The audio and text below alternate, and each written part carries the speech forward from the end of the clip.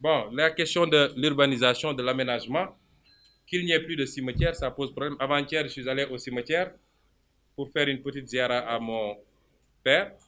Effectivement, on constate qu'il n'y a plus de place. Il y a peut-être maximum 40 jours, parce que c'était vendredi passé le 40e jour. Nous avons perdu une de nos tatas qui a été amenée ici et qui a été enterrée pratiquement euh, au-dessus de la tombe de mon père parce qu'il n'y a plus d'espace. Et ailleurs. On me dit qu'il y a un nouveau cimetière, mais très étroit. Mais ça, c'est le problème de l'urbanisation. Quand les gens font, ils vous sortent de jolis plans sur papier, cimetière, mosquée, église, terrain de foot, etc. Quelques semaines plus tard, tout ça a disparu sur le papier. Ça, c'est valable partout d'ailleurs. À Dakar, en tout cas que je connais bien, je sais que c'est le cas ici. C'est aux populations de réclamer à leur maire de s'occuper de leurs priorités et de leur faire des lotissements intelligents pour qu'on ait des villes intelligentes. Solution, j'ai répondu sur la question de la solution. Le DG de l'ONAS, ça aussi j'ai répondu en début de truc. J'ai préféré évacuer ça d'ailleurs. Et j'irai lui rendre visite à mon retour à Dakar. Il n'a qu'à m'attendre. Et j'espère qu'il sera transparent et qu'il me donnera tous les éléments que je lui réclamerai avec pièces justificatives. Moi, je réponds toujours aux invitations. Ça, parce que je suis un acteur politique et un député. Et je suis un acteur politique qui tient à sa crédibilité. Je veux que tout ce que je dis soit précis.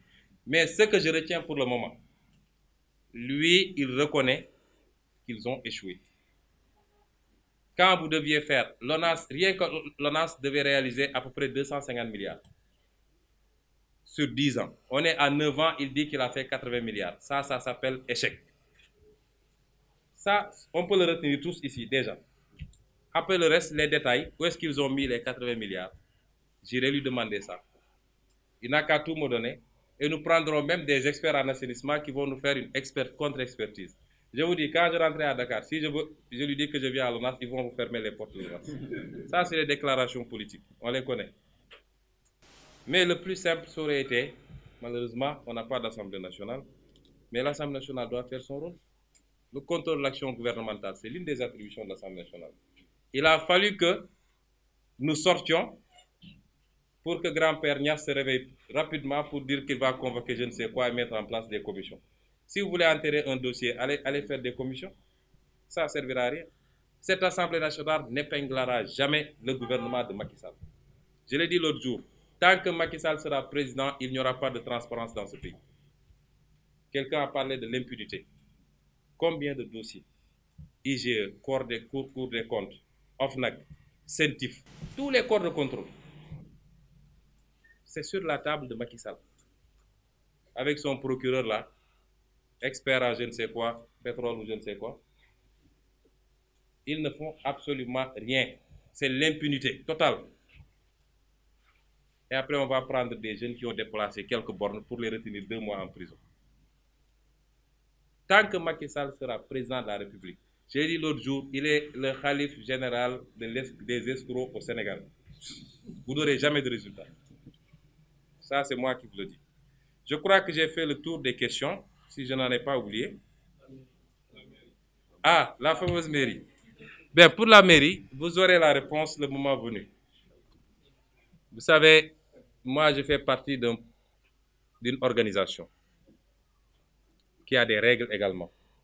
Si je me lève aujourd'hui pour me déclarer candidat, j'aurais violé les textes de notre parti.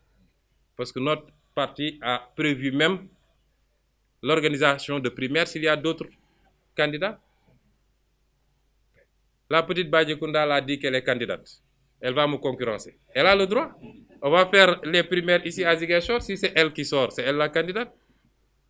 Donc, le moment venu, nous sommes encore à 7 mois de la date qui a été retenue. Et nous avons dit qu'il faut que les élections se tiennent à date. On a des maires qui sont dans l'illégalité. Un maire comme ça, qui est dans l'illégalité, ne devait même pas légalement faire un lotissement. Il devait simplement évacuer les affaires courantes. On ne peut pas prolonger. Or, c'est ça la volonté de Macky Sall. Parce que si on reporte les locales, que les Sénégalais sachent que les législatives seront couplées avec la présidentielle en 2022. C'est ça leur objectif parce qu'il a peur des législatifs à venir. Et donc, nous, la première chose, c'est qu'il faut qu'au mois de mars 2021, qu'il y ait les élections locales au Sénégal sur tout le territoire. On a 7 mois avant ça. Nous sommes en train d'examiner toutes les hypothèses dans le parti. Et si je devais être candidat à Ziguinchor, je crois que nos vis-à-vis sont plus intéressés que la presse d'ailleurs. Vous le saurez le moment venu et ce ne sera pas très très longtemps, Inch'Allah.